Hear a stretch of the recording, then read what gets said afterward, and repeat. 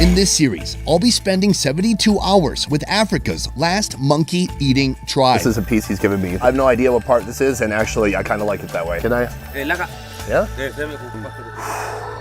But first, let me back up. I came to Tanzania to learn about the day-to-day lives of some of their over 100 unique tribes. You can sniff tobacco? What is going on here? But no tribe here is quite like the Hadzabe. This is Africa's only remaining hunter-gatherer society, living now the way they lived thousands of years ago.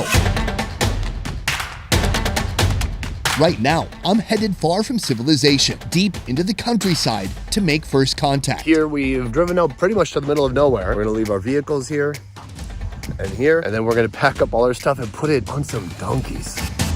Where we're going, there are no roads. My mission over the next 3 days is to document everything. These are the arrows these guys are making every day. They use their mouth to kind of adjust it. And do everything they do. I'm probably bending it. Hunt when they hunt. And eat when they eat. As far as dessert goes, out here in the wild, you're not gonna get much more than this. I want to see what one of the world's most ancient cultures can teach us all about life.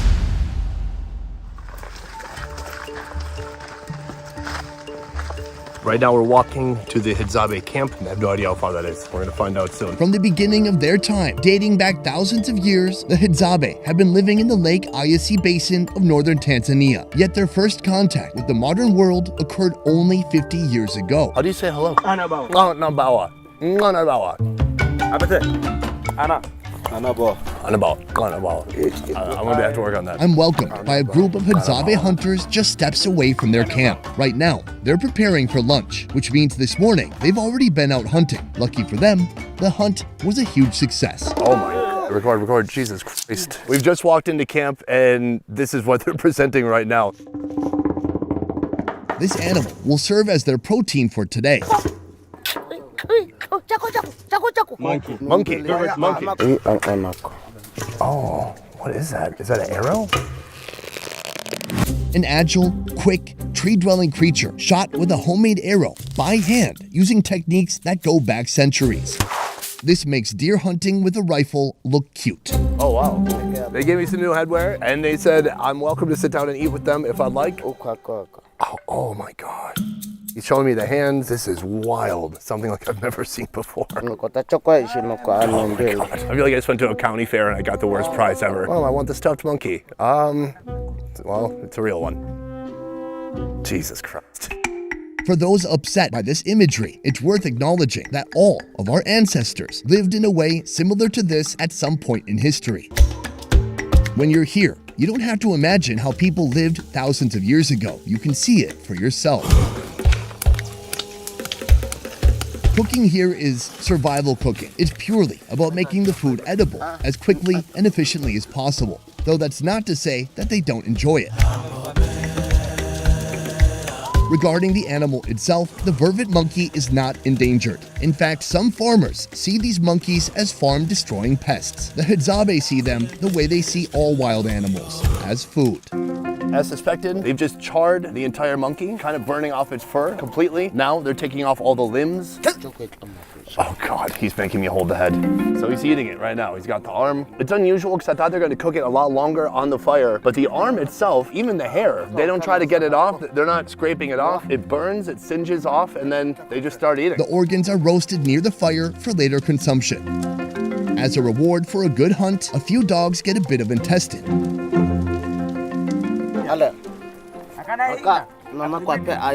Just a few steps away, under the shade of a tree, the Hadzabe women are doing their own meal prep. There you go. It looks like they've got a big pot of ugali just made from corn flour and water. They're probably gonna pair that with some more monkey meat, I assume. So now they remove the skin and then they cook it. Half the meat is chopped down to size, and half will be saved for this evening's dinner. I'm slightly out of my comfort zone right now. This is a lot more than I expected and a lot more than I'm used to seeing right off the bat. I predicted that maybe we'd go on a hunt and we'd build up to a moment like this, and instead I've arrived and boom, we're right here eating a monkey. So I'm doing my best to kind of keep it together, document it, and explain to you what I see happening here at the same time. Now I'm gonna go join the guys and see if they are eating the organs or what they're doing now. Back at the hunter's camp, the meat is disappearing fast. Nothing here goes to waste. Any desperate hyenas wandering through the camp tonight will sulk away, sorely disappointed.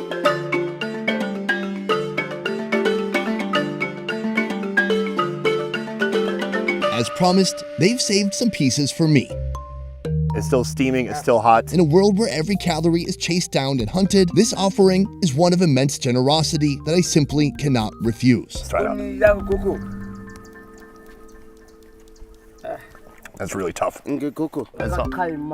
Oh, he's gonna cut. He's shaving off a piece of skin. Maybe you eat, you're supposed to chewing in 3 minutes and then you swallow. Really? Yeah. This is a piece he's given me. I have no idea what part this is, and actually, I kind of like it that way.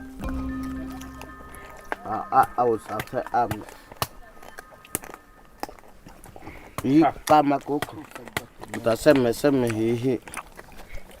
Man, not my favorite. It is a peculiar taste, incomparable to any other kind of protein I've had in my life. It's not all that pleasant. First of all, it's chewy. Kind of a bitter taste to it. It's a little bit earthy and a little bit wormy, for lack of a better word. Part of me hopes that this isn't what human tastes like. I don't want to know what human tastes like. All right, I've officially eaten monkey. There's no going back from that. I think if I lived out here, I'd be the first person in the tribe to become vegan. Up in the women's camp, the meat is gathered in a pot for boiling. The meat itself is seasoned with only salt. When it's well cooked, lunch can begin. In the meantime, I have some questions. Can I ask you? You're hunting, but why don't you eat goats or cows or stuff like that? this is Chaba, a skilled hunter and smoking enthusiast. They have already eaten. Have you eaten goat? Yes.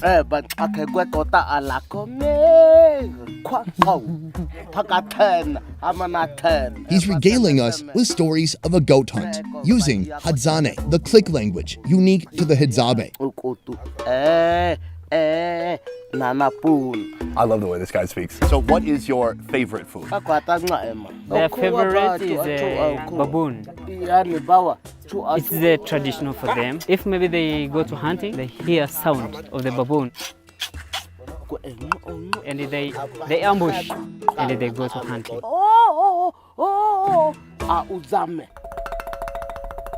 Baboons are the prized kill for hunters here, weighing in at 30 to 80 pounds and sporting deadly vampiric fangs.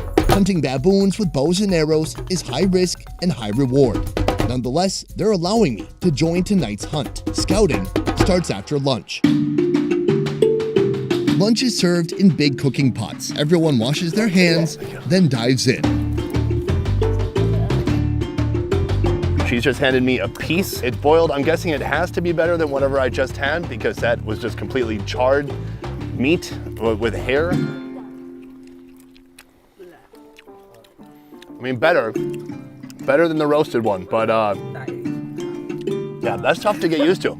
That is something real different. Here, can I stink this rest? Yeah. I want to share with you. Okay, cool. Here they have a crap load of ugali and then kind of a broth that's been made from the monkey meat. When I look at how they're doing with the ugali, they make a ball and they put a thumbprint in it like this. That becomes a little ladle and you just dip it right into the broth. Not bad. The broth, it tastes salty and you can taste some of the fat and meat that's kind of boiled out of the monkey itself. Can I ask, what is your name? Her name is Makalita Ko. Do women hunt here too? Do you ever hunt? The typical day of a woman here includes gathering edible roots and fruits. Women are also tasked with making bowstrings, building camp, and raising kids. Today, only about 1,300 Hadzabe remain. They live in small nomadic groups of roughly a dozen.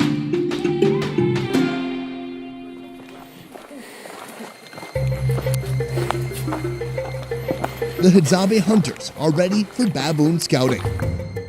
Baboon raids are done at night, ensuring the Hadzabe maintain the element of surprise. Right now, we're headed towards tonight's intended target to get a look. They carry their bows because they always carry their bows. They never know when they'll cross paths with their next meal, be it an animal or this.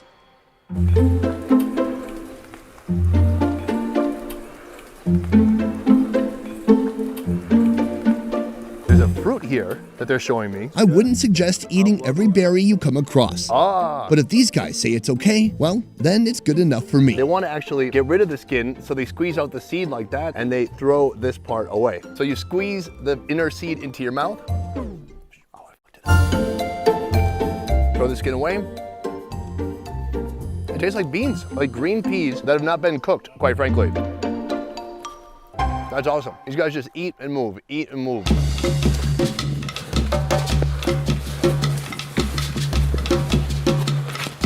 We've come quite a ways. I'm out of breath. Everyone else here is actually in shape. It turns out this is a baboon spot. I've been told this is where the baboons will join together. Are the baboons here right now?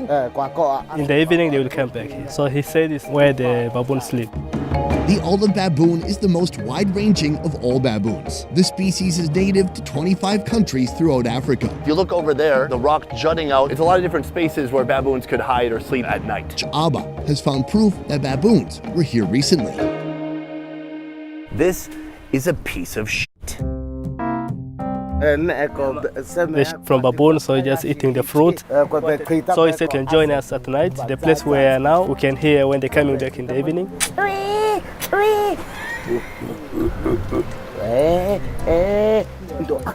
So then after, we'll come and attack them. Twice a week, the Hadzabe attempt to win a baboon feast. More frequent hunting would chase the troop away forever. To prepare for tonight's raid, these soldiers must stock up on ammunition. Kongoroko is a reliable source for arrows and bows. With enough raw materials in hand, it's time for a quick snack. They've just dug into a tree. They saw what they call some stingless bees. There was a funnel going into a tree, chopped it open, and they peeled out this right here. Take a look. This is the purest form of honey you'll find anywhere. Can I try it?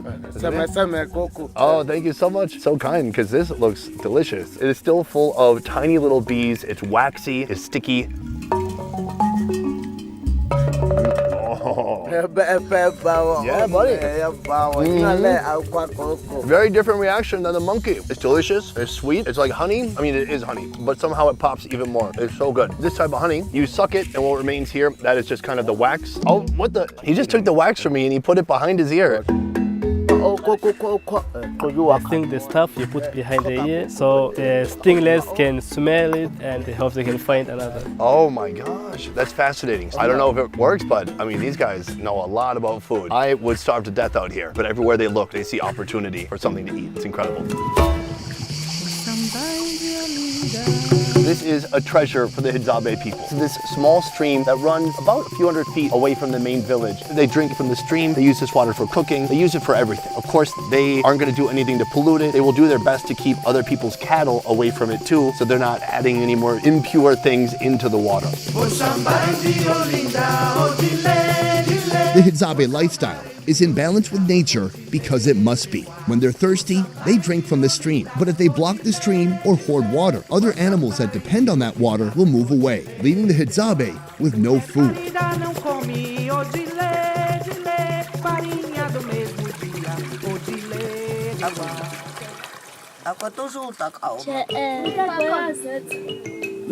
As the sun approaches the horizon and the men head back to camp, the women start preparing dinner. The remaining bits of monkey are chopped and boiled. This time, it's accompanied by a local herb gathered by the women. The herb is picked and washed.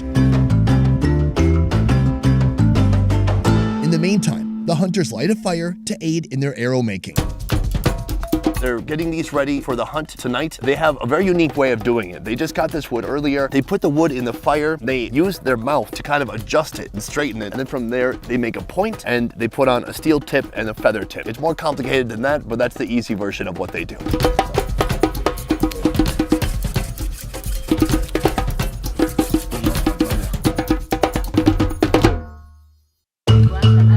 cooking tree. Boiled meat joins fresh herbs. On the side, a new pot of ugali is bubbling. Once satisfied with their arrow-making progress, the guys do what guys have been doing from the beginning of time. Barbecue, using some leftover meat from today's hunt. What you see here is a common cooking method among many African tribes. With nightfall around the corner, another fire is lit in a half-built hut to offer warmth to those inside. This is a temporary shelter made of dry grass over a frame of intertwined branches. Though from what I've gathered, houses are rarely used here unless seeking shelter from rain. As soon as the sun goes down here, it's pitch black. There's nothing out here except for our own lights that we brought now. These guys have great vision in the night, they hunt in the night, and they do everything else they need to do when it's still dark. Or they have the light of the fire and that's it. Right here they have the skewer from the monkey. Looks like it's about done. Oh, okay, he gave me a macro piece. This is an honor, it's a gift. It's not like they have a refrigerator stocked with food. This is the food. After this, they have to go out and earn more food. So I am not one to deny a gift like this. Second time today, prepared in a slightly different way. This time, more pleasant for sure. Before, the taste was really affected by the burnt hair, the burnt skin. It still has a very unique taste. In some ways, it's chickeny, but then it has like that red hemoglobin that beef does. It's probably not gonna become one of my comfort foods anytime soon, but I'm starting to get it a little bit more. Why they're into it is very different. The fact that it doesn't look like a monkey anymore is helping me out quite a bit. I gotta say, these guys are extremely generous. This food is not easy to come by, and just to even get one bite is quite an honor. Thank you. Dinner is ready. Boiled meat, herbs, and ugali. I know I could join them, but I decide to stand back. In the Hadzabe community, everyone contributes to the meal and everyone receives an equal share. It may be a function of kindness or the fact that if you're too greedy here, you won't be around for long. From the sideline, the dogs look on with empty bellies. They need to be hungry for the upcoming hunt. After that, they'll be rewarded. With dinner out of the way, it seems the only task left undone is the baboon hunt.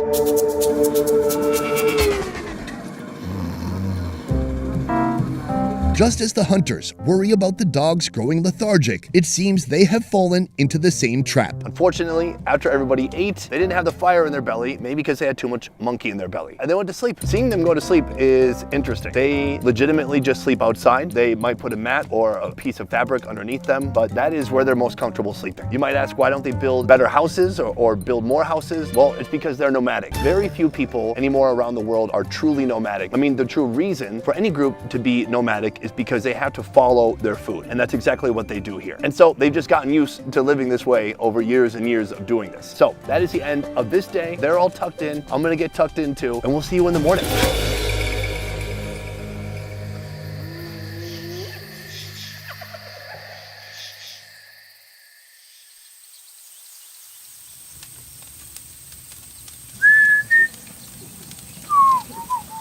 Their day starts as every other, with a cigarette and the preparation of their weapons.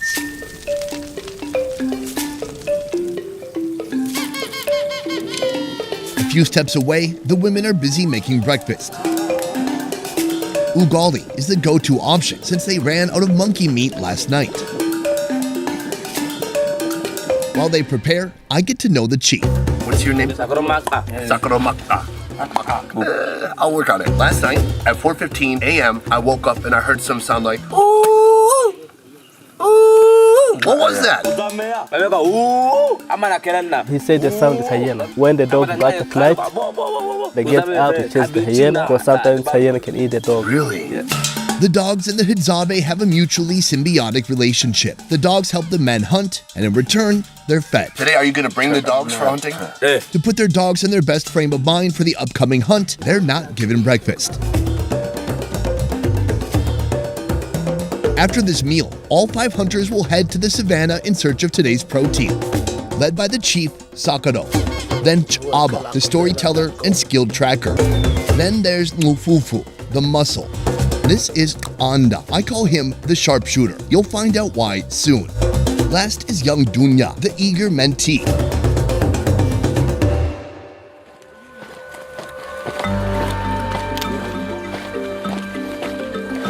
We're in the forest already. These guys move so fast. Somehow they're able to take in their surroundings and see if there's anything worth killing while they move this fast. Today, the tribe doesn't set out with a target in mind. Any wild animal that crosses their path could be added to tonight's menu, from field mice and birds to giraffes and lions.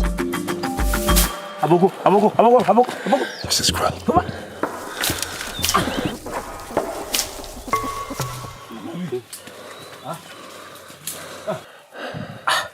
They flew into a tree and they just narrowly missed it, so he sounds a little pissed off right now. All right, the hunt continues.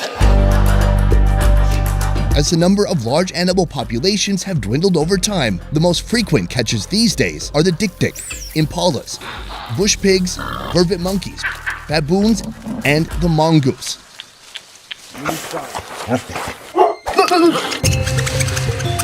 He's looking for a mongoose. The mongoose sleek bodies, ranging in length from 7 inches to 2 feet, are perfect for slipping into cracks and crevices, away from the hunter's sight or reach. In situations like this, the dog's talent is put to use. Right now they're in the rocks behind me, doing their best to dig around and see if they can get mongoose. They scent the prey and alert the hunters. They corner and pin down animals, waiting for the hunters to show up and finish the job. It just ran down there. There's one guy down there. It just got away. Looks like we won't be eating mongoose today.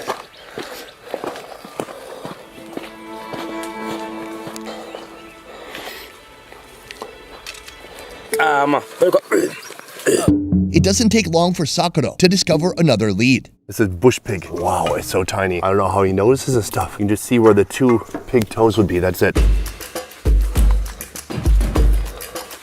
The further they follow the nearly unseeable pig tracks, the deeper we descend into this matrix of foliage. The intensity is now bumped up a bit because we are going through thick forests with lots of shit like this. In every capacity possible, these guys are built for this. Not so much. And this one, it looks like cute little leaves, and then you touch it, and instantly, you can't get the fuck out of it. Do you get what I'm saying here? We've been at this for an hour and a half. I don't know how these guys do it. It's not just the cardio, it's the uncertainty. It's the fact that they're walking into a thick jungle. He's wearing half an animal skin back here, and he's still kicking more ass than me. In my fatigued state, I barely even spotted these. Whoa. This is a colony of Matabele ants. They actually do not eat these. When I asked why, they said, well, because they bite. But I've been to Myanmar, I've been to Cambodia. They eat ants, and they also eat ants that bite. They're so sour. Maybe they just don't have a method for it, or maybe it's just not to their taste. I've never seen anything like this though. They're huge, they're swarming. Just outside the holes of their nest, it looks like they're eggs. I'm not sure why the eggs would be outside their hole. Maybe they're doing some spring cleaning, take the eggs out, dust it off inside, bring the eggs back in. Probably not that, but I don't know. Mainly I just wanted to rest while they keep hunting. While I was distracted by the ants, Anda laid eyes on a new target. Yes, bro. First prize of the day, a blue-naped mouse bird, put down by the sharpshooter. To celebrate, how about a quick smoke?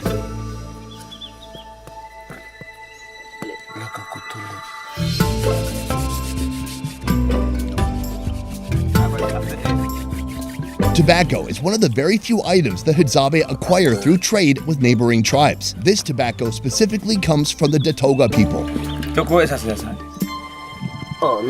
Tobacco and papers accompany the Hadzabe in almost every activity. When they warm up in the morning, when they cook, when they make weapons, pretty much any time of day or night. Chief, how you doing? How you feel? For us, we are strong and we can keep on going for the bush pig. Is this a normal hunt? Do you feel disappointed, or is this kind of usual? Like you try a lot, you miss a lot, and then finally you get one? This is normal, it can take a long time, but we don't give up. We still continue until the evening. Going through these thickets, I've got a shirt on. It's not a good shirt, but it's a bit tough. There's a lot of stuff that scratches you. Does it not bother you? Are you not getting scratched by the plants? So for them it's okay, but he's asking you, do you have a lot of Scratch? Yeah, no, I'm good. I will not project weakness. If you guys go back with no meat, will the women mock you? Because I know my wife would mock me. He said no. If we not succeed, it's okay. But you know what? We're gonna succeed. Perhaps I could contribute to today's catch by asking the tribe to slightly alter their diet. These are dung beetles, and I've eaten them before in Thailand. But here, the Hadzabe, they do not eat dung beetles. Their insect game seems to be pretty weak. They eat the honey, but I'm not even sure if they would eat the bees themselves. This is a male getting a big ball of poop. He's gonna wheel it back to his lady, and then she's gonna lay eggs in there. This is a very romantic moment. And it could be dinner. I'm gonna talk to these guys about this. This is a good idea. You know, it's a lot easier than meat. It turns out stopping for the beetle was a mistake. Once again, the signs they read lead them into another maze of sticky leaves and thorns. I finally concede. I am exhausted. We have gone 5.7 miles. We kind of lost most of the party. Well, we still got this guy. Hey. 4 people are still hunting, and they went into the really thick stuff that I don't know if I could get my big, tall, lumbering German ass through, period. Our only choice now is to kind of double back to camp. I have no idea how far that is, by the way. I'm hoping it's not 5.7 miles. Hopefully we've been going in circles. I don't know. With Dunya, the mentee, in the lead, I head back to camp defeated. We've walked over 7 miles now. I hope now you guys can see there's no way this could be scripted, outlined, or planned. I would have loved to catch something within an hour. Something big, something crazy, a freaking antelope. But no, it did not happen. So we just got back to camp. The guy who brought us back is next to a rock over there. In fact, he is out like a rock. Hunting, it is a lot harder than I thought. From 8 a.m. to about 2 p.m., we walked 8.5 freaking miles. I do think it's a little bit tough with us there. I think there's no way that we weren't either slowing them down or creating extra noise. But now I can see on any given day, nothing is guaranteed. You just gotta be lucky. You have to have the right skill. You have to have the right timing and the right teamwork. That's why I said yesterday when they offered me monkey multiple times that they are very kind and very giving, because that is not easy to come by. So they're gonna come back soon. Let's see what they've got. Oh my God, they've just returned. Boom, boom. You look like you've been through hell. Look at you. Guys, let's see the final results. What the heck? This is known as a klipspringer, a type of dwarf antelope living on rocky terrain in Africa. But that's not all they got. And this guy, he has a monkey. And there's another monkey here. This is insane. What have you guys been doing? I can't believe it. One klipspringer, 2 vervet monkeys, a mongoose, a blue-naped mouse bird, and a bunch of baobab fruit. This is a high-end, multi-course feast for the Hadzabe. First, the chalky baobab pulp is stirred into a drink to refresh the weary hunters. The baobab fruit is a hidden treasure of Africa's wild. Its pulp contains 10 times the antioxidants of oranges, and with 6 times the vitamin C. While the women get to work in their open kitchen, the men take time to rest and enjoy their triumph. So we got a mongoose. What do you call this? Zo is the sound of this animal, so they call zo. Oh, I love whenever they talk about the animals here, they also mention the sound that they make too. So they're gonna cook this up soon. Small animals like this mongoose are handled by the women. Quimbili, the unrelated elder of this Hadzabe group, leads most of the cooking activities. She chars the mongoose until the tear burns off. That is just an appetizer. Can you grab the monkey? Ooh, okay. Oh my gosh, I mean, it's still warm. The mongoose is the catch. This monkey, the guy showed it. Fufu and Chaba, the 2 hunters who put down these monkeys, have the honor of keeping their tails as trophies. They'll be used to decorate their bows. The meat is shared with everyone. The first monkey is cooked by the men. They roast the organs as soon as they leave the body. The remaining meat is portioned, skewered, and barbecued. The second monkey is handed to the women. It's chopped in pieces and brought to a boil with local herbs.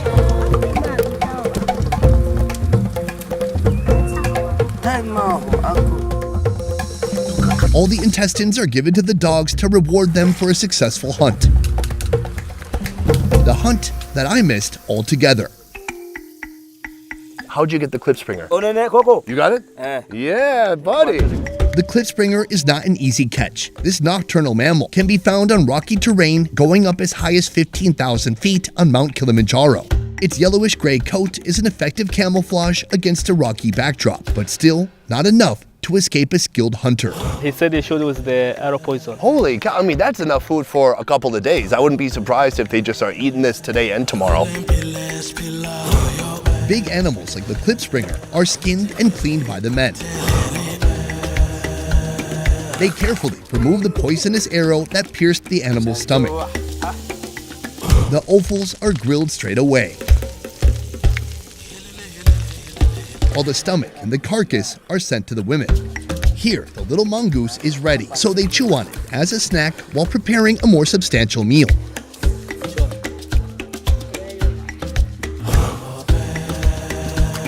A klipspringer leg is chopped and simmered.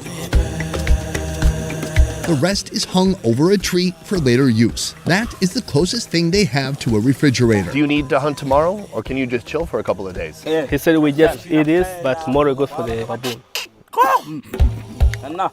The klipspringer's stomach, which has been contaminated by the poison paste, must be washed thoroughly before eating. Out here, there's only one way to check if the poison is still present. She tastes it, and if it's bitter, she spits it out, knowing that it'll require more washing. After a few tastings, the stomach fails the poison test and it's left on the tree. At the same time, the hunters are enjoying the fruits of their labor. Right here is the klipspringer organs. They eat the organs first. The organs are really prized, they're delicious. And they're right here in my hand.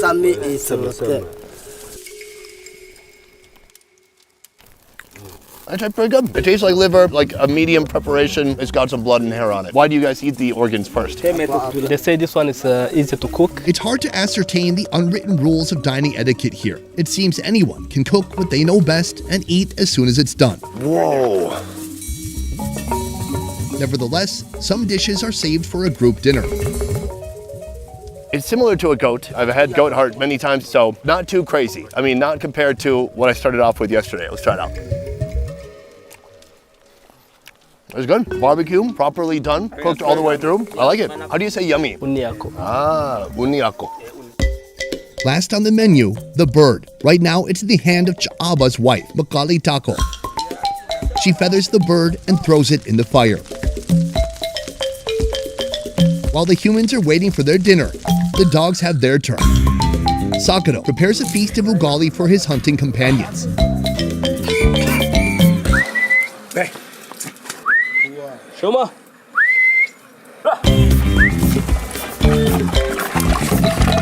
Then he watches over them as they dive in, ensuring each dog gets an equal share. A well-deserved meal for this intrepid dog pack. Some still bear the scars of previous hunts. Finally, tonight's main course brings everyone from the tribe together. So we've got ugali, we've got a soup from the klipspringer, and then here we have vegetables and the monkey. What part do you suggest that I try? Oh, ugali, so exotic. All right, he's grabbing some for me. So he's giving me the gravy, kind of the broth, I should say, from the klipspringer. The ugali is kind of like mashed potatoes in a way. Almost every meal they eat, it's a lot of ugali and a bit of protein giving flavor to the ugali. Oh, take more meat. It's one of the better things I've eaten here so far. It's pretty tender, it's juicy, it tastes a little bit goaty and maybe a little bit like deer as well. He takes the broth and he just drinks it. And I believe that's delicious. Oh, thank you.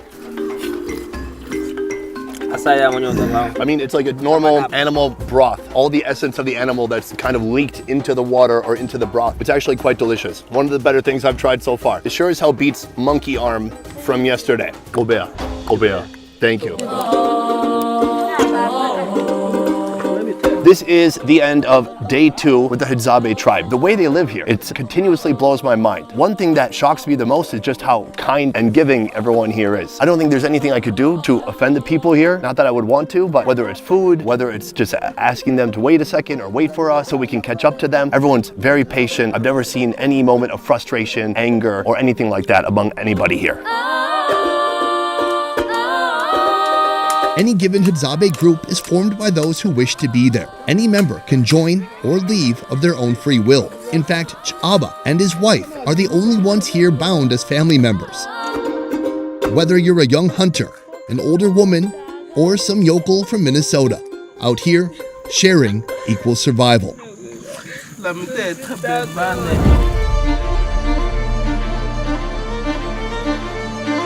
Even though hunting here is an ancient practice, the Hadzabe have developed sophisticated tools to take down anything from a delicate bird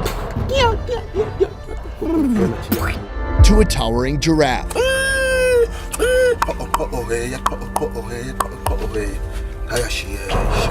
On my third and final day with this tribe, I'm on a mission to dive deeper into this hunting lifestyle. Do you think you will live this way the rest of your life?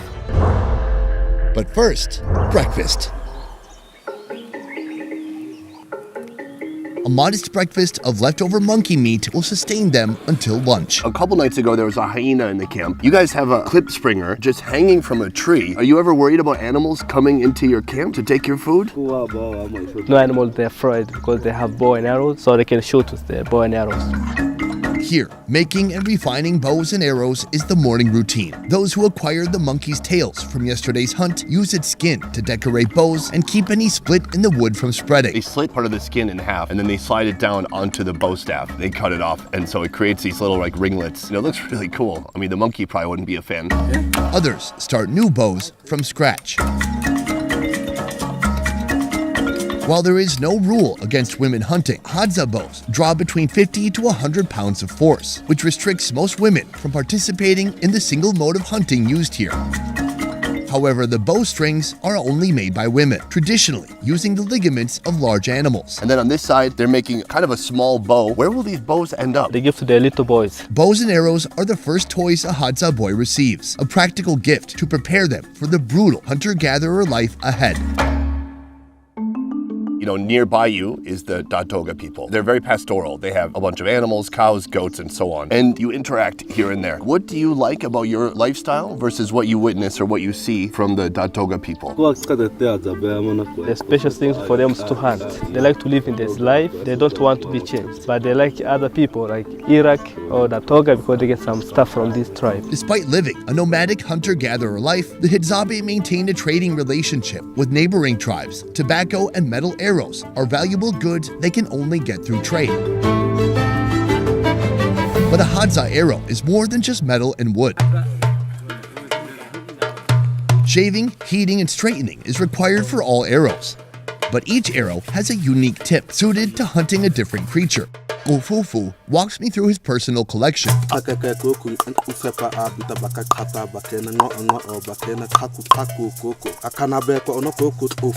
Ofufu, that's his name. And then I have no idea what else he just said. He said, I'm going to explain about the different arrows. This one, it's called udunduako. This is like a corn cob and then just kind of a piece of wood. They use for the small birds and also for the small animals like squirrel, the bush baby, and the sound is the sound of the birds. They said when they shoot it, the bird is still alive, just take it and bite it to finish, and then they put under the belt. This one they use for the rock hyrax, and also they use for the mongoose because you can see the small things here. Right, there's like a hook. When they shoot small animals, so they can pull from the hole or inside the caves. This arrow is called kasama. He mentioned two animals and they use for this arrow. The one is bush pig.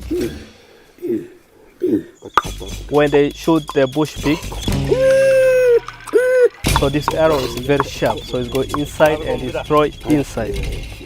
That was such epic storytelling. What is the biggest animal that you've ever seen hunted? The big animals he killed is antelope. He talked about this arrow they use for the big animal, the poison arrow. Poison is what allows a Hadzabe to transform simple arrows into a deadly threat for larger prey. But where do they get the poison? And how do they make it? Equipped with a steel pot, the hunters head into the nearby forest. Here, each member attends to a different task. On one side, Landa, the sharpshooter, and Dunha, the mentee, start a small fire. A little further away, Ofufu is crafting a wooden stake. While Chaba and Sakuro inspect a desert rose tree. This tree will soon become a deadly poison capable of taking down a giraffe or a zebra. Back at camp, the women warm up their outdoor kitchen for lunch prep. The remaining klipspringer from the previous day's hunt is portioned. The rest is tossed back on the tree for future use. Quimbelie checks for any remaining poison in the meat. If it's bitter, she spits it out and moves on. That bitter toxin is the same one these hunters are making now. I thought it would be something that's in the leaves. Maybe I've seen too many movies. They're looking for something that's within the tree, almost like a sap, a latex type material. They're gonna extract that and then somehow convert that into a poison that can go on the tip of an arrow and then hopefully into an animal. Using the stake, Hadzabe pierces the tree. Though this desert rose tree is native to Africa, most who pass by it would never guess the dangerous compounds that can be unlocked from within. With a piece of cloth, they squeeze the tree's pulp, retrieving its liquid.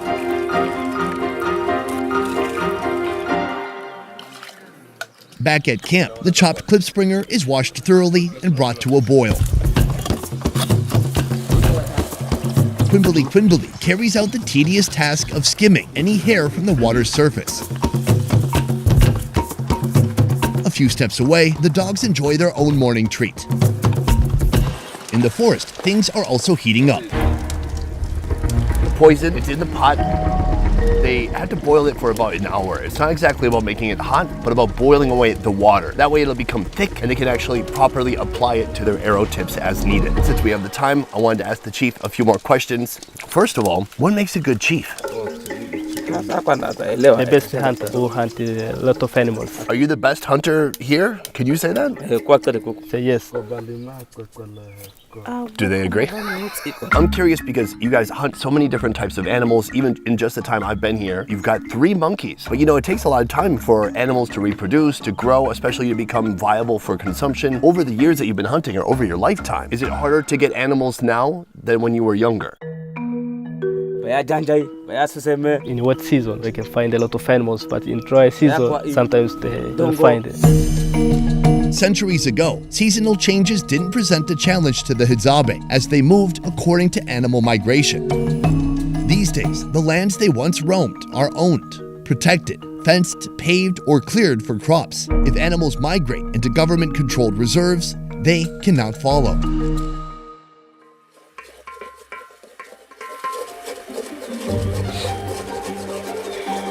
When the poison reaches the desired thickness, it's scraped from the pot.